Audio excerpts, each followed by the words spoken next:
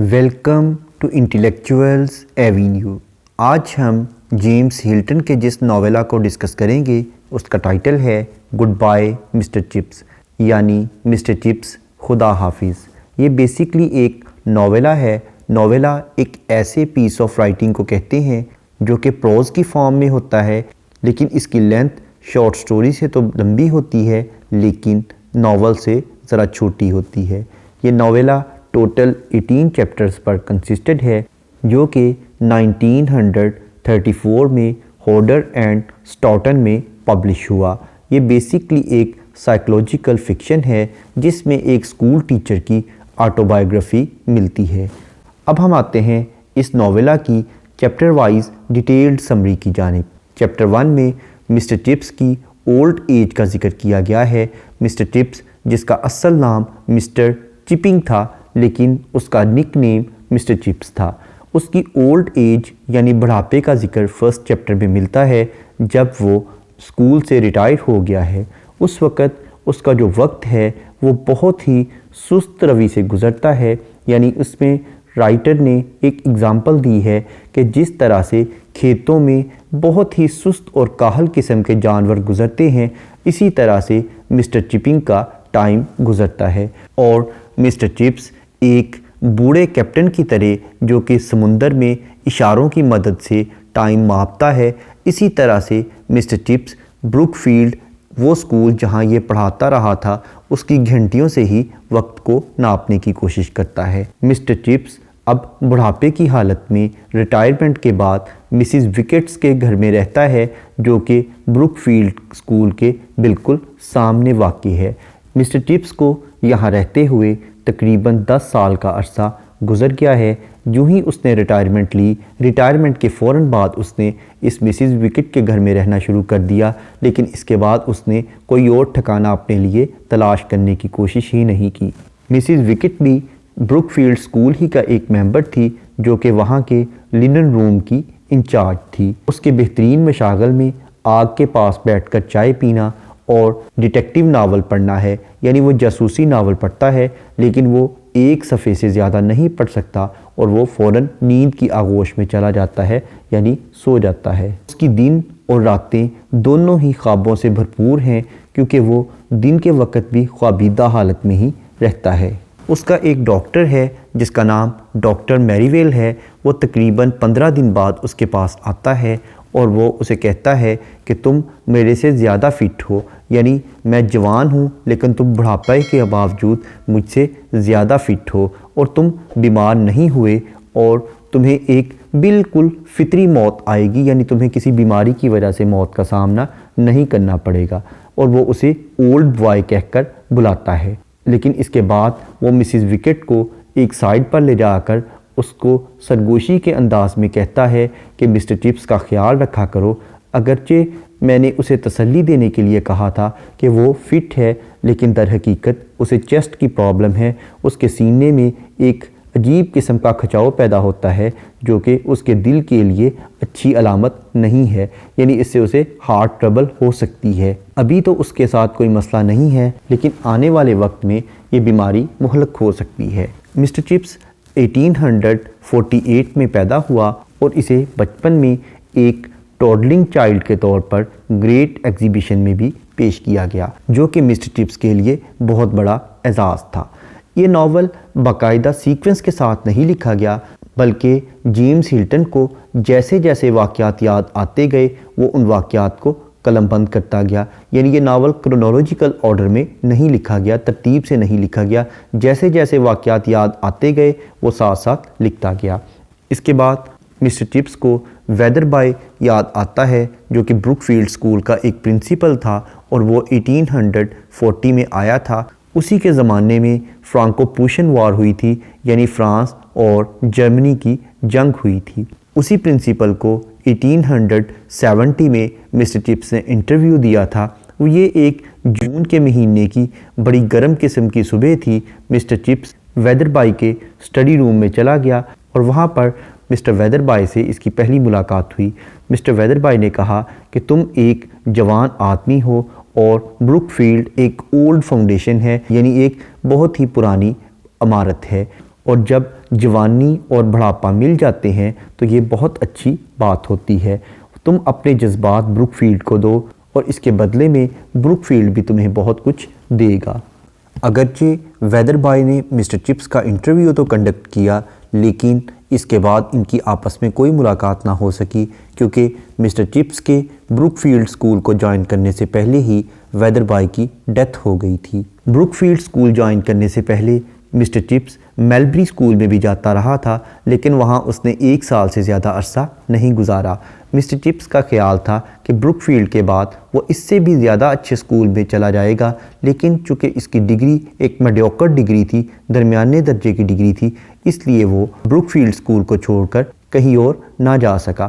اس کے علاوہ Brook field میں اسے بہت زیادہ محبت ملی، اسٹوڈنٹس کے ساتھ اس کا بہت زیادہ دل لگ گیا، اس لیے اس نے اسکول کو چینج نہیں کیا۔ Brookfield school Queen Elizabeth کے دور میں اسٹیبلش ہوا تھا اور یہ اس وقت ہیرو جیسے بہت ہی عظیم المرتبت اسکولوں کے برابر تھا۔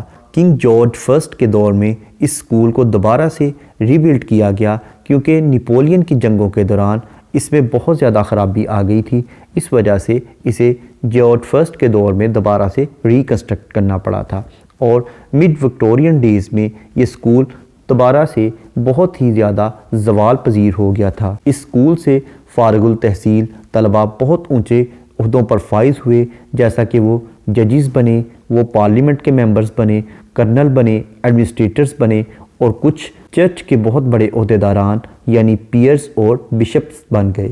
اس کے علاوہ بروک فیلڈ اسکول میں بارنسٹ بوائز کے ساتھ جو ایک کرکٹ میچ کھیلا گیا تھا، اس کو بھی مسٹر چپس یاد کرتا ہے، اور اینڈ پر وہ کولے کو یاد کرتا ہے۔ یہ ایک لڑکا تھا جس کے بال ریڈ تھے، اور اس فیملی میں 3 نسلوں کو یعنی 3 جنریشنز کو مسٹر چپس نے پڑھایا، یعنی سب سے پہلے اس نے کولے، پھر اس کے بیٹے، پھر اس کے پوتے کو، یعنی 3 نسلوں تک مسٹر چپس نے اس فیملی کو پڑھایا تھا۔ اور جو سب سے بڑا کولے تھا اس کو اس نے 100 لائنز لکھنے کی پنشمنٹ بھی دی تھی، کیونکہ اسے گرامر میں ابلیٹیو ایبسولوٹ کی بالکل بھی سمجھ نہیں آتی تھی، اس لیے اسے 100 لائنز لکھنے کی پنشمنٹ ملی تھی۔ یہاں پر چیپٹر نمبر 1 ختم ہو جاتا ہے۔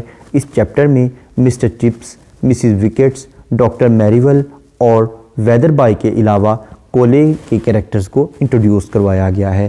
اس کے علاوہ اگر ہم اس چیپٹر میں پلیسز کو دیکھیں تو اس میں بروک فیلڈ اسکول کا ذکر ہے اور میلبری اسکول کا ذکر ملتا ہے۔ اس کے بعد چیپٹر نمبر 2 میں بروک فیلڈ اسکول کا انٹروڈکشن دیا گیا ہے کہ یہ اسکول کب بنا اور اس سے فارغ التحصیل طلباء کن کن عہدوں پر فائز ہوئے۔ اس کے علاوہ اس چیپٹر میں یہ بتایا گیا ہے کہ 50 سال کی عمر میں مسٹر چپس کو ڈین آف دا اسٹاف ڈکلیئر کر دیا گیا تھا، اور جب 1913 میں وہ ریٹائر ہوا تو اسے ایک چیک، رائٹنگ ڈیسک اور کلاک گفٹ کے طور پر دیا گیا۔ اس کے بعد چیپٹر نمبر 3 میں بیان کیا گیا ہے کہ ریٹائرمنٹ کے بعد جب مسٹر چپس مسز وکٹس کے کمرے میں رہتا تھا تو بروک فیلڈ کے اسٹوڈنٹس اس کے پاس شام کے وقت آ جایا کرتے تھے، جنہیں وہ اپنی پاکٹ سے چائے پیش کرتا اور اس کے ساتھ ساتھ والنٹ کیک یعنی اخروٹ کے کیک پیش کرتا تھا، جن کے اوپر پنک کلر کی کریم لگی ہوتی تھی۔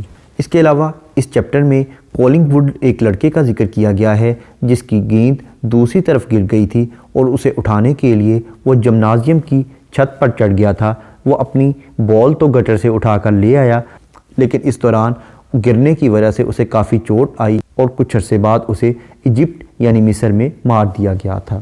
اس کے علاوہ اس چیپٹر میں مسٹر چپس کے روم کا ذکر کیا گیا ہے کہ مسز وکٹس کے کمرے میں جہاں وہ رہتا تھا وہاں اس کی بکس تھیں، اس کا آتش دان تھا جہاں وہ آگ جلایا کرتا تھا، اور اس کا بستر تھا۔ مسٹر چپس لیٹن اور گریک لینگویج پر انگلش سے زیادہ مہارت رکھتا تھا، کیونکہ اس نے ساری زندگی بروک فیلڈ میں گریک اور لیٹن لینگویجز ہی پڑھائی تھی۔ اس کے بعد چیپٹر نمبر 4 ایک بہت ہی رومانٹک چیپٹر ہے، جس میں مسٹر چپس اور کیتھرین بریجز کی محبت اور ان کی شادی کا ذکر ملتا ہے۔ 1896 کے سپرنگ سیزن میں جب مسٹر چپس کی ایج 48 ایئرز تھی تو وہ سمر ویکیشن کے دوران اپنے ایک دوست جس کا نام راؤڈن تھا، جو کہ اس کا کولیگ بھی تھا، اس کے ساتھ لیک ڈسٹرکٹ پر چھٹیاں گزارنے کے لیے چلا گیا۔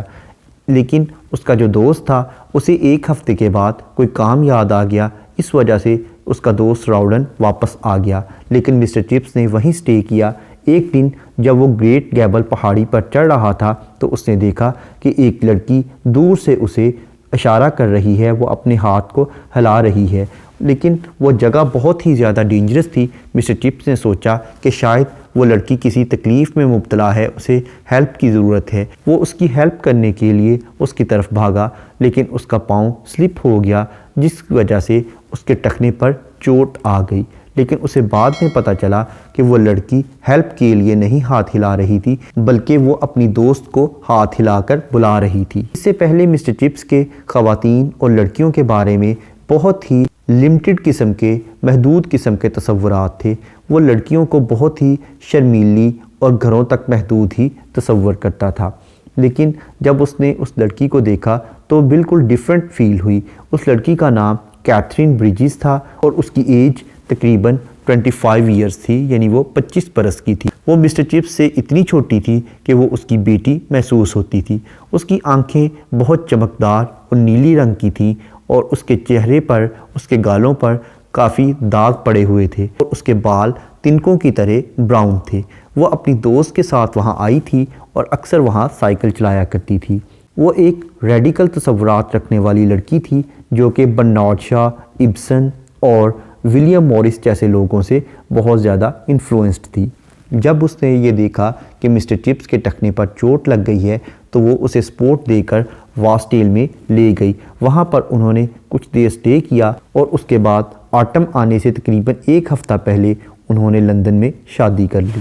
اس کے بعد چیپٹر نمبر 5 میں کیتھرین بریجز کو انٹروڈیوس کروایا گیا ہے کہ اس کے پیرنٹس نہیں تھے اور اس کی شادی بھی مسٹر چپس کے ساتھ اس کی آنٹی کے گھر میں ایلنگ میں ہوئی تھی۔ اس کے بعد مسٹر چپس اور کیتھرین بریجز کی شادی کے ابتدائی دنوں کی کچھ یادیں ہیں اور گڈ بائی مسٹر چپس جو کہ اس ناول کا ٹائٹل ہے اسے اس چیپٹر میں ایلیبوریٹ کیا گیا ہے کہ جب بھی کوئی اسے گڈ بائی مسٹر چپس کہتا تو اسے فوراً کیتھرین بریجز کے وہ الفاظ یاد آ جاتے جو کہ اس نے شادی سے ایک رات پہلے کہے تھے، گڈ بائی مسٹر چپس، یعنی وہ بھی اسے اس کے اصل نام یعنی مسٹر چپنگ کی بجائے مسٹر چپس کہہ کر بلایا کرتی تھی۔ اس کے بعد چیپٹر نمبر 6 میں کیتھرین بریجز کی بروک فیلڈ میں ایکٹیویٹیز بیان کی گئی ہیں کہ وہ بروک فیلڈ اسکول کے معاملات میں بہت زیادہ انوالو ہو گئی تھی۔ وہ اسٹوڈنٹس اور ٹیچرز کے ساتھ بہت انوالو ہو گئی تھی، حتیٰ کہ دوسرے ٹیچرز کی جو وائفز تھیں، ان کی جو بیویاں تھیں، وہ اس کی خوبصورتی اور اس کی ذہانت کی وجہ سے اس سے بہت زیادہ جیلسی فیل کر رہی تھیں۔ اس کے علاوہ مسٹر چپس کے اپنے اسٹوڈنٹس کے ساتھ کچھ جوکس اس چیپٹر میں شیئر کیے گئے ہیں۔ کیتھرین بریجز نے مسٹر چپس کو جو نیو آئیڈیاز دیے ان کا ذکر اس چیپٹر میں ملتا ہے۔ اس کے علاوہ ایک فٹ بال کے میچ کا ذکر کیا گیا ہے جس میں بروک فیلڈ کے تمام ٹیچرز اور ایون مسٹر چپس بھی یہی چاہتے تھے کہ دوسرے سکول کے، یعنی وہ سکول جو کہ بروک فیلڈ سے ذرا گھٹیا سکول تھے، وہاں کے اسٹوڈنٹس بروک فیلڈ میں آ کر میچ نہیں کھیلیں گے کیونکہ وہ بچے بروک فیلڈ کے بچوں کو بھی خراب کریں گے۔ لیکن کیتھرین بریجز کی کوششوں سے پہلے تو اس نے مسٹر چپس کو اس بات پر قائل کیا، اس کے بعد مسٹر چپس نے اسکول کے دوسرے سٹاف اور ایون ہیڈ کو بھی اس بات پر قائل کر لیا کہ دوسرے اسکولوں کے بچے اس اسکول میں آ کر کھیل سکتے ہیں، اور ان کا یہ میچ بہت ہی شاندار رہا۔ اس کے بعد ڈائننگ ہال میں تمام ٹیم نے کھانا کھایا اور مسٹر چپس انہیں واپسی پر ریلوے اسٹیشن تک خود چھوڑنے آیا تھا۔ اس کے بعد جب جنگ شروع ہوئی تو جنگ کے دوران بروک فیلڈ اسکول کے پاس بھی کچھ فوجیوں نے کیمپ لگائے۔ ان میں سے ایک لڑکا مسٹر چپس کو ملا، یہ وہی لڑکا تھا جس نے اس ٹیم میں فٹ بال میچ کھیلا تھا۔ اس لڑکے نے مسٹر چپس سے مل کر کیتھرین بریجز کے بارے میں پوچھا، اس پر مسٹر چپس نے اسے کہا کہ کیا تمہیں ابھی تک وہ یاد ہے؟ اس پر لڑکے نے جواب دیا کہ ابھی تک ہمیں ان کی باتیں یاد ہیں۔ اس پر مسٹر چپس نے اسے بتایا کہ 1898 میں اس کی ڈیتھ ہو گئی تھی۔ اس کے بعد چیپٹر نمبر 7 میں مسٹر چپس اور کیتھرین بریجز کے ریلیشن کو بیان کیا گیا ہے کہ وہ کس طرح سے بروک فیلڈ کی کوریڈورز میں واک کیا کرتے تھے اور سکول کے میٹرز پر باتیں کرتے۔ مسٹر چپس کس طرح سے اسے جوک سنا کر ہنسایا کرتا تھا اور کس طرح سے کیتھرین بریجز اسے نئے آئیڈیاز سے روشناس کروایا کرتی تھی۔ اس کے علاوہ اس چیپٹر میں پرائز گیونگ ڈے کی سپیچ کا ذکر ملتا ہے، کیتھرین بریجز کے بیہیویئر کا ذکر ملتا ہے کہ وہ کس طرح سے اسٹوڈنٹس کو فیور کرتی تھی اور وہ کس طرح سے مسٹر چپس کو پنشمنٹ دینے سے روکا کرتی تھی، لیکن وہ زیادہ بگڑے ہوئے اسٹوڈنٹس کو فیور نہیں کرتی تھی۔ اس کے علاوہ ایک اسٹوڈنٹ جس کا نام رشتن تھا اس کا ذکر اس چیپٹر میں کیا گیا ہے، جو کہ کسی گورنمنٹ جاب کے لیے برما میں چلا گیا تھا۔ اس کے بعد چیپٹر نمبر 8 میں 1 اپریل 1898 کو کیتھرین بریجز کی ڈیتھ کا ذکر کیا گیا ہے کہ ڈیلیوری کے دوران کس طرح سے اس کی اور اس کے پیدا ہونے والے بچے کی ڈیتھ ہو گئی تھی۔ جس دن کیتھرین بریجز کی ڈیتھ ہوئی اس دن وہ بالکل نارمل طریقے سے اسکول چلا گیا اور اس نے اپنی تمام کلاسز کو بڑے نارمل طریقے سے پڑھایا۔ اس کے علاوہ 1 اپریل کی ایک اور بھی یاد تھی کہ مسٹر چپس نے بہت سے انویلپس ریسیو کیے۔ ان انویلپس کو جب کھول کر دیکھا گیا تو ان کے اندر محض بلینک پیپر تھے، ان پہ کچھ بھی نہیں لکھا گیا تھا، یعنی اسے اپریل فول بنایا گیا تھا۔ چیپٹر نمبر 9 میں بیان کیا گیا ہے کہ کیتھرین بریجز کی ڈیتھ کے بعد مسٹر چپس نے اپنا اسکول کا جو ہاؤس تھا اسے چھوڑ کر اپنے بیچلر کوارٹرز میں دوبارہ سے رہائش اختیار کر لی تھی۔ کیتھرین بریجز کی ڈیتھ کے بعد جو اس کی بڑھاپے کی یادیں تھیں بروک فیلڈ میں، وہ اس نے اس چیپٹر میں بیان کی ہیں۔ اس کے بعد چیپٹر نمبر 10 میں بیان کیا گیا ہے ویدر بائے جس نے مسٹر چپس کا انٹرویو کنڈکٹ کیا تھا، اس کے بعد میلڈرم بروک فیلڈ میں ایز اے پرنسپل آیا، جس نے 3 ڈیکیڈز یعنی 30 سال بروک فیلڈ میں سپینڈ کیے۔ اس کے بعد اچانک نیمونیا کی وجہ سے اس کی ڈیتھ ہو گئی۔ اس دوران نیا پرنسپل نامزد ہونے سے پہلے مسٹر چپس کو عارضی طور پر بروک فیلڈ کا قائم مقام ہیڈ یعنی ایکٹنگ ہیڈ بنا دیا گیا۔ اس کے بعد رالسٹن کو بروک فیلڈ کا پرنسپل بنا دیا گیا، جو کہ بہت ہی پولیٹیکل مائنڈڈ تھا، یعنی اس کا ذہن ہمیشہ سیاسی کشمکش میں مبتلا رہتا تھا۔ رالسٹن کے زمانے میں ہی کنگ ایڈورڈ کی ڈیتھ ہو گئی۔ اس دن آفٹر نون کی کوئی کلاس نہیں ہوئی تھی اور تمام اسٹوڈنٹس نے شام کے 4:30 بجے چیپل میں عبادت کی اور کنگ ایڈورڈ کے لیے دعا کی۔ اس کے علاوہ اس چیپٹر میں ریلوے سٹرائکرز کا ذکر ملتا ہے کہ کس طرح سے ریلوے کے ملازمین نے سٹرائک کی اور بروک فیلڈ کے اسٹوڈنٹس نے بھی ان کا ساتھ دیا۔ پھر اس کے علاوہ ایک اسٹوڈنٹ جس کا نام گریسن تھا، اس کے والد کا بھی ذکر ملتا ہے کہ وہ ٹائٹینک پہ سوار ہو کر گیا تھا، لیکن اس کا کوئی پتہ نہیں چلا کہ اسے ریسکیو کیا گیا ہے یا نہیں کیا گیا۔ کافی عرصے کے بعد اس کی خبر ملی کہ کر لیا گیا تھا۔ اس کے بعد چیپٹر نمبر 11 میں مسٹر چپس کی رالسٹن کے ساتھ ایک لڑائی کا ذکر ملتا ہے۔ جب ایک مرتبہ رالسٹن نے مسٹر چپس کو اپنے آفس میں بلا کر ریٹائرمنٹ کا کہا تو اس پر مسٹر چپس کو بہت زیادہ غصہ آ گیا۔ اس پر رالسٹن نے مسٹر چپس کی کافی انسلٹ کی۔ اس نے اس کے گاؤن کی یعنی اس کے حلیے اور کپڑوں کا مذاق اڑایا اور اس کے جو سبجیکٹس تھے ان کا اس نے مذاق اڑایا، یعنی گریک اور لیٹن لینگویج کا مذاق اڑایا، اس کی وے آف ٹیچنگ کا مذاق اڑایا اور اس کی جو پروننسیشن کے پرانے طریقے تھے ان کو بھی اس نے نشانہ بنایا، کیونکہ رالسٹن بروک فیلڈ کو بہت زیادہ اپ گریڈ کرنا چاہتا تھا اور وہ دوسرے بڑے اسکولوں کے لیول پر لے جانا چاہتا تھا۔ اس لڑائی کو ایک لڑکے نے سن لیا اور اس نے تمام اسکول کے دوسرے اسٹوڈنٹس کو یہ بات بتا دی۔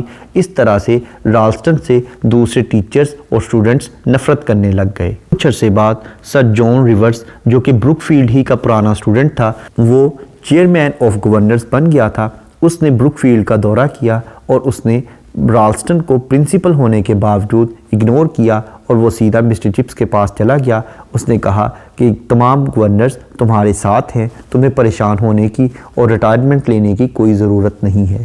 چیپٹر نمبر 12 میں بیان کیا گیا ہے کہ 1911 میں رالسٹن اس اسکول کو چھوڑ کر کسی بہتر اسکول میں چلا گیا۔ اس کے بعد ایک اور پرنسپل آیا جس کا نام چیٹرس تھا۔ اسے مسٹر چپس بہت پسند کرتا تھا اور وہ رالسٹن سے بہت چھوٹی عمر کا تھا۔ اس کی عمر تقریباً 34 ایئرز تھی اور وہ بہت ذہین اور ماڈرن قسم کا انسان تھا۔ اس کے بعد 1913 میں مسٹر چپس کو برونکائٹس کی بیماری ہو گئی، جس وجہ سے اس نے ونٹر ٹرم کو مس کر دیا، یعنی پورا موسم سرما وہ بروک فیلڈ اسکول نہیں گیا۔ اپنی اس بیماری کی وجہ سے اس نے مسز وکٹس کے ساتھ اپنی ریٹائرمنٹ کا مشورہ کیا اور اس کے بعد مسز وکٹس نے بھی اسے یہی مشورہ دیا کہ وہ ریٹائرمنٹ کے بعد اس کے کمرے میں شفٹ ہو سکتا ہے۔ مسز وکٹس اس وقت لینن روم کی انچارج تھی۔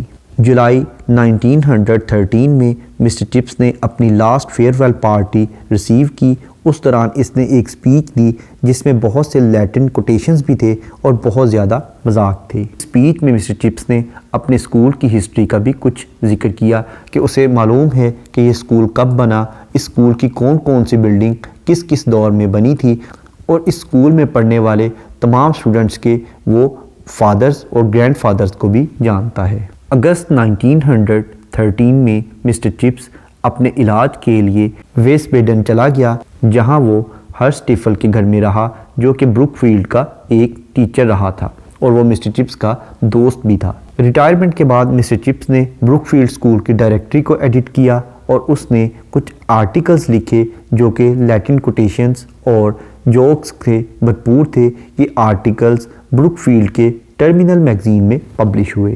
اس کے علاوہ اس دوران بھی مسٹر چپس کا یہی مشغلہ تھا کہ وہ شرلک ہومز کے ڈیٹیکٹیو ناولز اور اس کی سٹوریز کو بڑے شوق سے پڑھا کرتا تھا۔ وہ دا ٹائم میگزین بھی پڑھا کرتا تھا۔ مسٹر چپس 65 سال کی عمر میں ریٹائرڈ ہوا۔ اس نے کئی مرتبہ یہ سوچا کہ وہ اپنی زندگی کی تمام میموریز کو قلم بند کر دے، یعنی انہیں لکھ لے، لیکن لکھنے کا عمل اسے بہت زیادہ بور کرتا تھا، اس لیے اس نے اپنی میموریز کو کبھی لکھنے کی کوشش ہی نہیں کی۔ اس کے بعد چیپٹر نمبر 13 میں فرسٹ ورلڈ وار کا ذکر ملتا ہے اور اس جنگ کے حالات کا ذکر کیا گیا ہے۔ اس کے بعد چیپٹر نمبر 14 میں یہ بیان کیا گیا ہے کہ چیٹرس جو کہ بروک فیلڈ کا پرنسپل تھا، وہ 1917 میں سردی کی وجہ سے بہت زیادہ بیمار ہو گیا۔ اسی وجہ سے 1917 اور 1918 یہ 2 سال مسٹر چپس ہیڈ ماسٹر کے اسٹڈی روم میں بیٹھتا اور وہاں پر یہ اسکول کے تمام معاملات کو ڈیل کیا کرتا تھا، اور جنگ کے دوران جن لڑکوں کی ڈیتھ ہو گئی تھی، چیپل میں خصوصی عبادت کے دوران ان تمام لڑکوں کے نام لیے جاتے اور ان کے لیے خصوصی دعا بھی کی جاتی تھی۔ چیپٹر نمبر 15 میں بیان کیا گیا ہے کہ جب جنگ ہو رہی تھی تو بروک فیلڈ اسکول کے گرد بھی بہت سے بامز گرے تھے، جس وجہ سے اسکول کو بند کرنے کا آرڈر جاری کر دیا گیا تھا۔ بڑھاپے میں جب وہ پھٹا ہوا گاؤن پہن کر لڑکوں کی حاضری لگایا کرتا تھا تو اسے آلریڈی تمام لڑکوں کے نام زبانی یاد تھے، اور وہ صرف فارمیلٹی کے طور پر اپنی نظریں اپنے رجسٹر پر لگا لیا کرتا تھا۔ اس دوران اس کی جو اینک تھی وہ اس کے نوز سے سلپ ہو کر کافی نیچے تک سلپ ہو جاتی تھی، جو کہ سٹوڈنٹس کے لیے ہنسی کا ذریعہ بن جاتا تھا۔ مسٹر چپس نے بروک فیلڈ اسکول کو دوبارہ سے جوائن کر لیا اور وہ روٹین کے مطابق اپنے تمام سبجیکٹس پڑھانے لگا، لیکن 1917 میں جب چیٹرس کی ڈیتھ ہوئی تو اس کے بعد اسے دوبارہ سے اس اسکول کا ہیڈ بنا دیا گیا۔ جس وقت بروک فیلڈ اسکول کے ارد گرد بام گر رہے تھے، اس وقت مسٹر چپس اپنی کلاس پڑھا رہا تھا، لیکن اس دوران اس نے کسی قسم کی کوئی توجہ بامز کی جانب نہیں کی، بلکہ وہ اپنی روٹین کی کلاس پڑھاتا رہا۔ اس کے بعد چیپٹر نمبر 16 میں جنگ کے بعد کے حالات کا ذکر ملتا ہے۔ اس کے بعد چیپٹر نمبر 17 میں بروک فیلڈ کے ایک اولڈ اسٹوڈنٹ لمفرڈ کی مسٹر چپس کے ساتھ بروک فیلڈ کے بارے میں گفتگو کا ذکر ملتا ہے۔ لڑکوں نے لمفرڈ کو مذاق کے طور پر بھیجا کہ مسٹر چپس تمہیں بلا رہا ہے، لیکن جب وہ مسٹر چپس کے پاس گیا تو مسٹر چپس کو سمجھ آ گئی کہ اسے مذاق کے طور پر بھیجا گیا ہے، لیکن اس بات کا اس نے ذرا بھی مائنڈ نہیں کیا، بلکہ اس کے ساتھ بیٹھ کر بروک فیلڈ اسکول اور وہاں کے تمام پرانے طلباء کی باتوں کو یاد کرنے لگا۔ اور چیپٹر نمبر 18 میں مسٹر چپس کی ڈیتھ کا ذکر کیا گیا ہے، اور یہ بیان کیا گیا ہے کہ جب مسٹر چپس سے آخری وقت میں پوچھا گیا کہ اس کا کوئی بیٹا ہے تو اس نے اس کے جواب میں یہی کہا تھا کہ بروک فیلڈ میں جتنے بھی لڑکے ہیں، جتنے بھی سٹوڈنٹس کو اس نے پڑھایا ہے، وہ تمام کے تمام سٹوڈنٹس اس کے بیٹے ہیں۔ 1930 میں اس نے اپنی وصیت تیار کی۔ اس کے پاس بہت کچھ تھا اور اس نے اپنی تمام پراپرٹی میں سے آدھا حصہ بروک فیلڈ کو دے دیا اور باقی کا آدھا مسز وکٹ کے نام لگا دیا۔ یہ ناولہ ایک سائیکلوجیکل فکشن ہے جس کو باقاعدہ کسی ترتیب سے نہیں لکھا گیا، یعنی کرونالوجیکل آرڈر میں نہیں لکھا گیا، بلکہ جیسے جیسے مسٹر چپس کو اپنے واقعات یاد آتے گئے انہی کو اس نے قلم بند کیا۔ جیمز ہلٹن نے یہی اسلوب اپنے لیے اختیار کیا کہ اس نے واقعات کو سیکوینس کے ساتھ لکھنے کی بجائے جیسے جیسے واقعات اس کے ذہن میں آتے گئے ان کو اس نے ایک نیچرل وے میں ہمارے سامنے پیش کیا ہے۔ Thank you for attending this lecture.